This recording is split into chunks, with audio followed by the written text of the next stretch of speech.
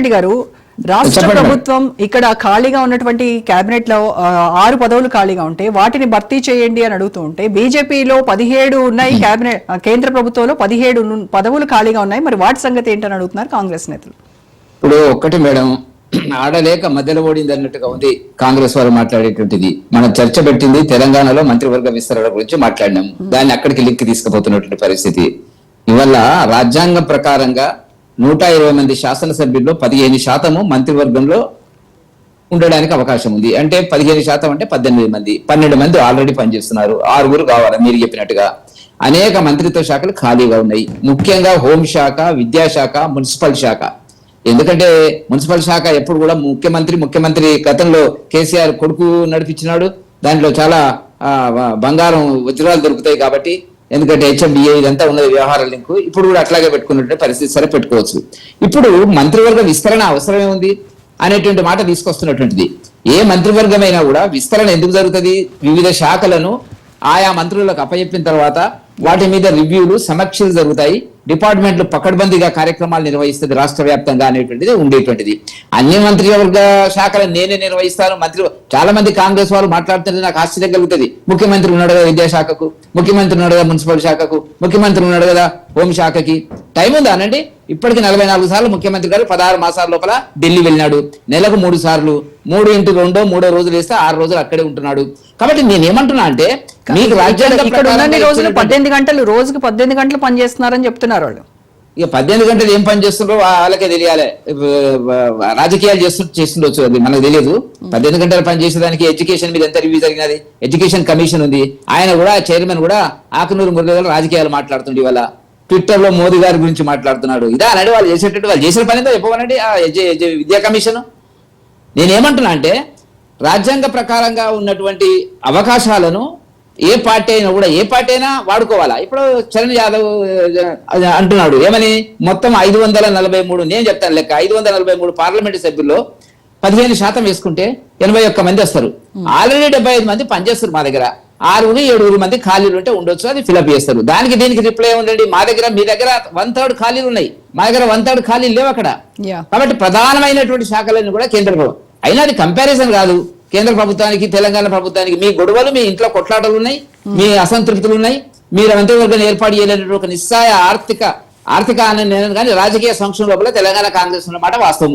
16 నెలలుగా ఏం చేస్తున్నారండి? ఎడ్యుకేషన్ మినిస్టర్ లేకుంటే ఉంటే ఎంత అధ్వానంగా జరుగుతున్నటువంటి పరిస్థితి, ఎంతమంది పిల్లలు చచ్చిపోతున్నటువంటి పరిస్థితి. విద్యా సంవత్సరం 2వసారి 3వసారి విద్యా సంవత్సరం వితౌట్ ఎడ్యుకేషన్ మినిస్టర్ మీరు తీసుకొస్తున్నటువంటి పరిస్థితి.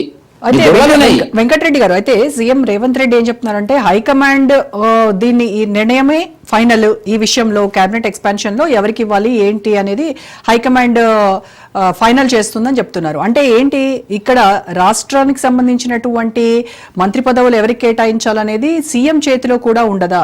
మొత్తం హైకమాండే చూసుకుంటుందా? కేంద్రం పెద్దలే వాళ్ళే నిర్ణయిస్తారా అనేటువంటిది ఒక ఇది ఎక్స్ప్రెస్ చేస్తున్నారు కొంతమంది.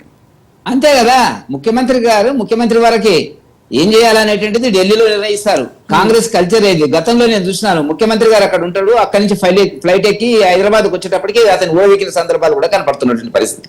నేను ఎందుకు ఈ మాట చెప్తున్నానంటే, మీకు రాజ్యాంగం ప్రకారంగా హైకమాండ్ ముఖ్యమంత్రి కాదు, రాజ్యాంగం ప్రకారంగా ఎంతమంది మంత్రులు ఉండాలో అన్ని శాఖలకు ఉండాలి కదా అని మనం అడుగుతున్నాం. అది అంత ఈజీగా లేదు. చరణ్ యాదవ్ గారు ఏదో అయిపోతుంది బ్రహ్మాండంగా చేస్తున్నాం అన్నారు. ఇప్పుడు ఆల్రెడీ ఖమ్మంలో 3 మంత్రులు ఉన్నారు. మరి ఇక్కడ నల్గొండకు వచ్చినప్పటికి 2 ఉన్నారు. రాజగోపాల్ రెడ్డి గారు గట్టిగా ప్రయత్నం చేస్తున్నారు. అందరికి అర్థమైంది, కనీస రాజకీయ పరిజ్ఞానం ఉన్నటువంటి రాజగోపాల్ రెడ్డి గారు లేకుండా మంత్రివర్గాన్ని ఏర్పాటు చేసే దమ్ము, ధైర్యం రేవంత్ రెడ్డి గారికి కానీ కాంగ్రెస్ పార్టీ కానీ లేదు. ఓపెన్ గానే చెప్తున్నారు. నేనేమంటున్నా, ప్రకంపనలే. ఎప్పుడు మంత్రివర్గం, ఇప్పుడు మా రంగారెడ్డి జిల్లాకు సంబంధించినటువంటిది మల్లెడ్డి రంగారెడ్డి అడుగుతున్నాడు. అక్కడికి వచ్చినప్పుడు ఆదిలాబాద్కి వచ్చినప్పుడు ప్రేమసాగర్ వర్సెస్ వివేక్ మధ్య నడుస్తుంది. మధ్యన మాదిగా మాలా అని కొట్లాట నడుస్తున్నటువంటి పరిస్థితి. మరి వివేక్ గారికి ఇవ్వాలనుకున్నప్పుడు మాల సామాజిక వర్గం ఆల్రెడీ, ఎందుకంటే 4 ముఖ్యమంత్రులు కలిపి 4 రెడ్డిలు ఉన్నారు, ఒక వెలమ, ఒక బ్రాహ్మడు, ఒక కమ్మ, మరి ఈ 2 దళితులు, 2 బీసీలు, ఇట్లా మంత్రివర్గం ఏర్పాటైనటువంటి పరిస్థితి ఉంది. ఇంతవరకు బాగానే ఉంది, సామాజికంగా కొంత ఆలోచన చేసినటువంటిది. ఇప్పుడు వచ్చిన సమస్య ఏంటంటే, మా మల్లెడ్డి రంగారెడ్డి గారు ఏమడుగుతున్నారు, నేను రాజీనామా చేస్తా అంటాడు. దాన్ని చాలా సాకుగా ఫివరబుల్ గా చెప్తున్నాడు చరణ్ యాదవ్ గారు. అట్లా కాదు, ఆయన రాజీనామా చేస్తాను, ఎందుకంటే రంగారెడ్డికి అంటే హైదరాబాద్ బీసీకి కేటాయిస్తే నేను రాజీనామా చేసి బీసీని గెలిపిస్తానని అంటున్నారు ఆయన. ఇవన్నీ చెప్పేటువంటి అవన్నీ వ్యవహారాలు వేరు, జరగబోయేది వేరు. ఒక్కటి మాత్రం గుర్తుపెట్టుకోండి, ఇది రేవంత్ రెడ్డి గారి కత్తి మీద సాము, అంత సులభంగా లేదు. మీరు ఒక్కటి గుర్తుపెట్టుకోండి, అక్కడ ఆదిలాబాద్ గాని, ఇక్కడ రంగారెడ్డి గాని, నల్గొండ గాని, ఈ 3 జిల్లాలకు సంబంధించినటువంటి మంత్రివర్గంలో కూర్పులో అనేక అసమానతలు వస్తాయి. అసమానతలు వచ్చిన తర్వాత ఈ పార్టీకి సంబంధించినటువంటి భవిష్యత్తు కూడా ప్రశ్నార్థకమవుతుంది. నేను ఎందుకు ఈ మాట చెప్తున్నానంటే, ఏ పార్టీ అయినా కేంద్రంలో బలంగా ఉండాలా, లేకపోతే దేశంలో బలంగా ఉండాలా? బలంగా లేదు వాళ్ళ కాంగ్రెస్. వచ్చిన సమస్య ఏంటంటే బలహీనపడ్డది. అనేక ఎన్నికల లోపల రాష్ట్రాలు ఓడిపోతున్న పరిస్థితి.